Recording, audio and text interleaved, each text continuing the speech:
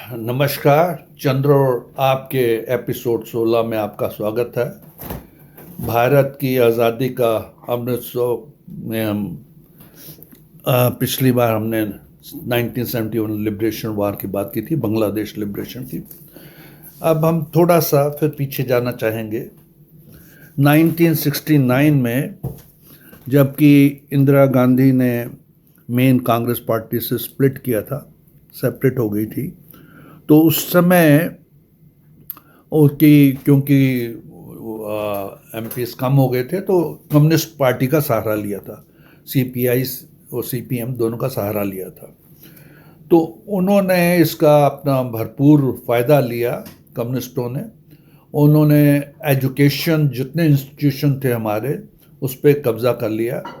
By chance अप्रैल 1969 में ही JNU की स्थापना हुई थी, तो उसमें भी इनका पूरा आधिपत्य हो गया था।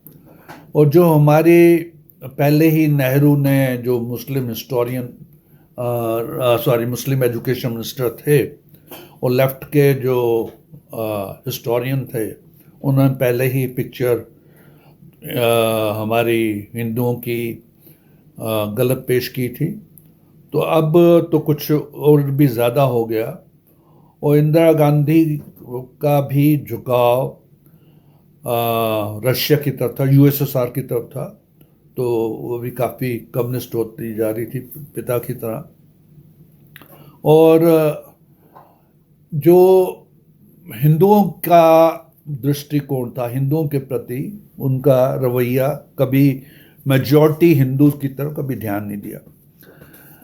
अब जब 71 के इलेक्शन हुए थे, जनरल इलेक्शन हुए थे, तो उसमें गरीबी हटाओ का नारा दिया था इंदिरा गांधी ने, जो कि गरीबी तो आपको सबको पता है कभी नहीं हट पाई।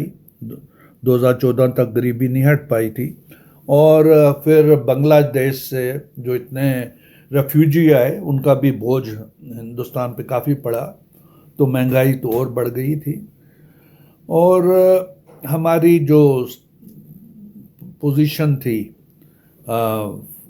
और मेजॉरिटी में आई थी वैसे तो इंदिरा गांधी 352, तो उसने आते ही 72 में 7 अप्रैल 1972 को all India Muslim personal law board की स्थापना की, जो कि शरिया कानून है उसको महत्व दिया गया। और जो हमारा कॉन्स्टिट्यूशन कहता है कि सेकुलर स्टेटस जो था या यूनिफॉर्म सिविल कोड का, जो कि हमारे सुप्रीम कोर्ट ने भी कई बार इसका पहले भी अपनी जजमेंट में कहा था कि इंडिया में एक ही लॉ होना चाहिए, यूनिफॉर्म सिविल कोड, उसके अवहेलना की। और कुछ जो मुस्लिम स्कॉलर थे उनके अंतर्गत इन्होंने all India Muslim personal law board बना दिया, और जो कि उसका फिर कॉन्स्टिट्यूशन भी इन्होंने बना दिया, जिसके अंतर्गत जितने भी जैसे मुस्लिम 4 शादियां कर सकता है, मुस्लिम जब चाहे तलाक दे सकता है, हलाला, मुता और कई इस तरह की कुरीतियाँ, जिसमें कि जो मुस्लिम औरत है बिल्कुल स्लेव बन के रह जाती है, उसकी कोई भी आज़ादी नहीं है, उसके ह्यूमन राइट्स भी ख़त्म हो जाते हैं। तो इस तरह के कानून बनाए, जो कि मतलब कांग्रेस का जो एक मेन स्ट्रेस था वो सिर्फ माइनॉरिटी पर्टिकुलर मुस्लिम्स को खुश करने का था, कभी भी उनकी इकोनॉमिक अपलिफ्टमेंट के लिए कोई काम नहीं किया। अब उससे पहले आपको मैंने पहले एक एपिसोड में बताया था कि नेहरू ने भी 1951 में जैसे 30A इंट्रोड्यूस करके, जिसमें हिंदू अपने स्कूल या कॉलेज जो गवर्नमेंट रन थे या जिसमें ग्रांट मिलती थी, उसमें गीता या और हमारे रामायण वगैरह कहीं नहीं पढ़ा सकते थे, जबकि मुस्लिम को पूरी आज़ादी थी, क्रिश्चियन को भी पूरी आज़ादी, बाकी सबको आज़ादी थी। और फिर वो जो हिंदू चैरिटेबल एंडोमेंट एक्ट भी बना दिया, जिसके अंतर्गत सारे हमारे मंदिरों का 85% जो भी पैसा चढ़ावा चढ़ता है वो भी स्टेट गवर्नमेंट और सेंट्रल गवर्नमेंट ले लेती थी। और फिर हिंदू मैरिज एक्ट या हिंदू कोड बिल भी ला दिया, जिसके अंतर्गत हिंदू एक से ज़्यादा विवाह नहीं कर सकता था, और अगर कोई बाई चांस कर लेता था और सरकारी नौकरी में होता था तो उसकी नौकरी से छुट्टी कर दी जाती थी और उसको जेल भी भेजा जा सकता था। मतलब इस तरह के प्रोविजन थे। और कोई संतान हुई सेकंड मैरिज से तो उसको इलेजिटिमेट माना जाता था, मतलब कि वो जायज़ संतान नहीं थी। लेकिन यही सब चीज़ें मुस्लिम में उल्टी थी। उसमें आप 4 शादियां करें, उनके जितने भी बच्चे हों वो सब जायज़ है। कितनी भी उम्र की लड़की से शादी, जबकि सारे इंडिया के लिए कानून लड़कियों की शादी का 18 साल था, लेकिन ये 14 क्या है उससे भी कम की उम्र में शादी करते थे। और जैसे हिंदू के विवाह के अंतर्गत अगर कोई तलाक लेना चाहते हस्बैंड तो उसे कोर्ट जाना पड़ता है, लेकिन जो निकाह है मुस्लिम का उसमें वो 3 बार टेक्स्ट मैसेज भेज दे, व्हाट्सएप मैसेज भेज दे, ईमेल भेज दे या ऐसे ही वर्बली कह दे तो वो तलाक माना जाता है, जो कि अभी 2019 में मोदी जी ने उसको ख़त्म किया। तो ये जो हमारी देश के नेहरू और इंदिरा गांधी, इनका बस एक ही था, एक तो सोशलिज्म और सेकुलरिज्म की तरफ ध्यान था। 1976 में हमारे जबकि देश में इमरजेंसी लगी हुई थी और सारे अपोजिशन लीडर जेल में थे, इंदिरा गांधी ने 42nd अमेंडमेंट करके कॉन्स्टिट्यूशन में हमारे जो प्रियम्बल है उसमें सोशलिस्ट, सेकुलर और इंटेग्रिटी जैसे वर्ड जोड़ दिए। भाई देश तो जो अम्बेडकर ने कॉन्स्टिट्यूशन बनाया था, जो कॉन्स्टिट्यूशन असेंबली में बनाया था, तो उसका सेकुलर तो ऑलरेडी था, तो क्या नेहरू सेकुलर नहीं थे या और जितने लीडर थे क्या सेकुलर नहीं थे? लेकिन इंदिरा गांधी को लगा, क्योंकि वो उनका झुकाव जैसे कहा गया सोवियत यूनियन की तरफ था। और ये कृष्ण मलॉय धर एक इंटेलिजेंस ब्यूरो के जो डायरेक्टर रहे हैं, उन्होंने अपनी बुक ओपन सीक्रेट में लिखा है, जो कि अब बाद में बैन कर दी गई थी, कि Indira Gandhi was a KGB agent. तो जैसे KGB एजेंट उनका यही की है कि हिंदुओं को इन्फीरियर बनाया जाए, उनमें थोड़ी सी स्लेव मेंटेलिटी डाली जाए, हमारे हिंदू देवी देवताओं का मजाक उड़ाया जाए या इनको नास्तिक बनाया जाए, और इनकी जो सुपीरियरिटी कॉम्प्लेक्स है उसको ख़त्म किया जाए। यही चीज़ 1835-36 में अंग्रेज़ मैकाले, उनका भी यही था, और उन्होंने इंग्लिश भाषा का हिंदुस्तान में ज़्यादा प्रचलित करके और हिंदुओं को क्लर्क बना के वो मेंटेलिटी डाल दी थी कि स्लेव बने रहें और अपनी उसको कभी ना बाले। फिर बाद में नेहरू ने सब मुस्लिम मिनिस्टर्स बना के एजुकेशन मिनिस्टर बना, वही पॉलिसी को अख्तियार किया था। तो ऐसे चलते चलते अब क्या हुआ कि 1975 की 12 जून को एक बड़ा हिस्टोरिक डिसीजन आया, जो कि राजनारायण जो 1971 में इंदिरा गांधी के खिलाफ खड़े हुए थे, रायबरेली से, और संयुक्त सोशलिस्ट पार्टी के वो थे, तो वो इंदिरा गांधी जीत गई थी और उनको हार मिली थी, लेकिन उन्होंने केस डाल दिया था कि इंदिरा गांधी ने गलत इलेक्टोरल प्रैक्टिस अडॉप्ट की हैं।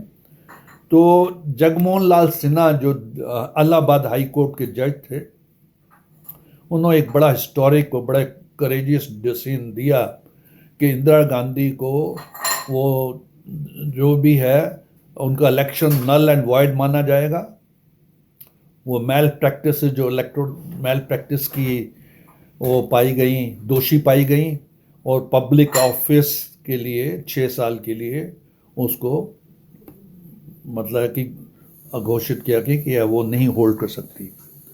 अब इससे देश में एक बहुत डर का माहौल हो गया। अपोजिशन जो है वो काफ़ी इकट्ठी हो गई, और जयप्रकाश नारायण जो कि एक स्वतंत्रता सेनानी थे और बहुत जिनका जो कांग्रेस में के ही थे, और भी राम मनोहर लोहिया वगैरह, और जितने जैसे मोरारजी देसाई और ये सब लीडर्स ने रामलीला मैदान में दिल्ली में एक काफ़ी बड़ी वो उसको किया, एड्रेस किया, और कहा कि आर्मी या आईएएस ऑफिसर या पुलिस को गवर्नमेंट का ऑर्डर नहीं मानना चाहिए, और उनको क्योंकि वो गवर्नमेंट वैलिड नहीं रही वो उसको रिज़ाइन करना चाहिए, क्योंकि हाई कोर्ट ने उनको वो कर दिया। मैं इससे पहले थोड़ा जिक्र करना चाहूँगा कि जब जगमोहन लाल सिन्हा ये अपना केस इसका परस्यू कर रहे थे, तो उन पे काफ़ी प्रेशर डाला गया था कि वो इंदिरा गांधी के फेवर में दे। उनको प्रलोभन भी दिए गए थे, प्लम पोस्टिंग की ऑफर भी की गई थी, और धमकी दी गई थी अगर वो नहीं करेंगे तो उनकी पत्नी को मार दिया जाएगा। इवन उसके पीए को इंटेलिजेंस वालों ने कांटेक्ट किया था और उसको भी धमकियां दी थी कि हमें जो भी है बता। लेकिन जगमोहन लाल सिन्हा को पता चल गया तो उन्होंने खुद ही अपने पीए को भी छुट्टी कर दी थी, या कुछ दिन के छुट्टी में भेज दिया था, और वो जो भी था डिसीजन उन्होंने खुद टाइप किया। तो इसलिए उनके करेज की तो बहुत तारीफ करनी पड़ेगी। अब जब देश में एक बड़ा माहौल ऐसा पैदा हो रहा था इंदिरा गांधी के खिलाफ, तो 25 जून 1971 को इंदिरा गांधी ने इमरजेंसी डिक्लेयर कर दी, और उस इमरजेंसी के अंतर्गत जितने भी रातों रात जितने हमारे मुख्य लीडर थे, जैसे अटल बिहारी वाजपेयी, लाल कृष्ण आडवाणी, मोरारजी देसाई, जॉर्ज फर्नांडिस, चरण सिंह, बीजू पटनायक, चंद्रशेखर और बाला साहेब देवरस, देवी गौड़ा, रामविलास पासवान, अरुण जेटली, मतलब कि जितने भी जो हमारे अभी एक्स प्रेसिडेंट वाइस प्रेसिडेंट रहे हुए वेंकैया नायडू, इन सबको अरेस्ट कर लिया था। और तो जो छोटे लेवल के लीडर थे या स्टूडेंट भी थे, अभी स्टूडेंट लीडर थे, उनको भी सबको अरेस्ट कर लिया, और आरएसएस के सारे कार्यकर्ताओं को रातों रात अरेस्ट कर लिया गया। एक हमारे सुब्रमण्यम स्वामी जो थे, वो उनको जैसे पहले आइडिया हो गया था, उन्होंने छुपते छुपाते सरदार की वेशभूषा में वो इधर उधर गायब हो गए, और फिर वो यूएस से चले गए। और जब पार्लियामेंट का सेशन शुरू हुआ तो 1 साल के बाद वो फिर इंडिया में आ गए, और अपने घर भी वो एक पोस्टमैन की हैसियत की ड्रेस पहन के गए थे, और फिर वो पार्लियामेंट पहुंच गए। तो इस तरह से वो बच गए अरेस्ट होने से। अब ये इमरजेंसी तो डिक्लेयर हो गई थी, इसमें काफ़ी कानून जो थे इंदिरा गांधी ने ऐसे बनाए जो कि बहुत ज़्यादा एट्रोशियस थे, जो अगेंस्ट थे। अब उस टाइम संजय गांधी जो इंदिरा गांधी के छोटे पुत्र थे, वो इंदिरा गांधी के काफ़ी पर्सनल सीक्रेट जानते थे। उनको पता था कि उनकी माँ के जैसे मोहम्मद यूनुस हैं, धीरेन्द्र ब्रह्मचारी है, और वो थे दिनेश सिंह वगैरह, या और ऐसे कुछ थे उनके साथ भी संबंध थे। तो इसलिए उन्होंने अपनी मदर को, माँ को ब्लैकमेल करना शुरू कर दिया, और वो सर्वे सर्वा बन गए। मतलब कॉन्स्टिट्यूशनली तो उनके पास कोई पोजीशन नहीं थी, एक्स्ट्रा कॉन्स्टिट्यूशनली वो जो भी डिसीजन लेते थे, वो इवन डीडी के वाइस चेयरमैन जगमोहन को लेकर जहाँ पर कोई डिमोलिश करवाना है घर या जो भी काम है वो करने शुरू कर दिए। उस टाइम पे फैमिली प्लानिंग का प्रोग्राम बड़ा चल रहा था। तो हिंदू तो जो मध्यवर्गीय पढ़े लिखे हिंदू हैं वो तो ऐसे भी 2 बच्चे तक की कर रहे थे। तो अगर बाई चांस किसी का तीसरी प्रेगनेंसी भी हुई तो औरतें अबॉर्शन भी करवा रही थी और आदमियों ने भी नसबंदी करवानी शुरू कर दी। लेकिन जब इसकी बहुत ज़्यादा एक एक्सेस में चला गया और क्योंकि जो गवर्नमेंट सर्वेंट थे उनको वो दिया गया, जो हॉस्पिटल में या वो थे, प्रलोभन दिया गया कि आप जितने केसेस लाओगे तो आपको हम पैसे मिलेंगे या कुछ पोजीशन प्रमोशन मिलेगी। तो उन्होंने कुछ ऐसे केसेस भी हुए जब उन्होंने किसी जिसकी शादी भी नहीं हुई थी उसकी भी नसबंदी कर दी और बहुतों की नसबंदी की, जिसमें एक देश में बड़ा डर सा माहौल पैदा हो गया। और 77 आते आते इसका बड़ा बुरा असर पड़ा। और जब इलेक्शन हुए थे, जब जो 21 मार्च 1977 को एमरजेंसी हटा दी गई थी और 1 साल 9 महीने के बाद, तो जो हमारा डेमोक्रेसी का डार्कस्ट पीरियड था इमरजेंसी के दौरान, तो उसमें काफ़ी एक्सेसेस हुई। तो उसकी वजह से जो 77 के बाद में इलेक्शन हुए उसमें इंदिरा गांधी हार गई। तो इसके आगे हम फिर अगले एपिसोड में बात करेंगे। मेरे इस वीडियो को प्लीज़ ज़्यादा से ज़्यादा लाइक कीजिए, शेयर कीजिए, सब्सक्राइब कीजिए, अपने कमेंट दीजिए। धन्यवाद।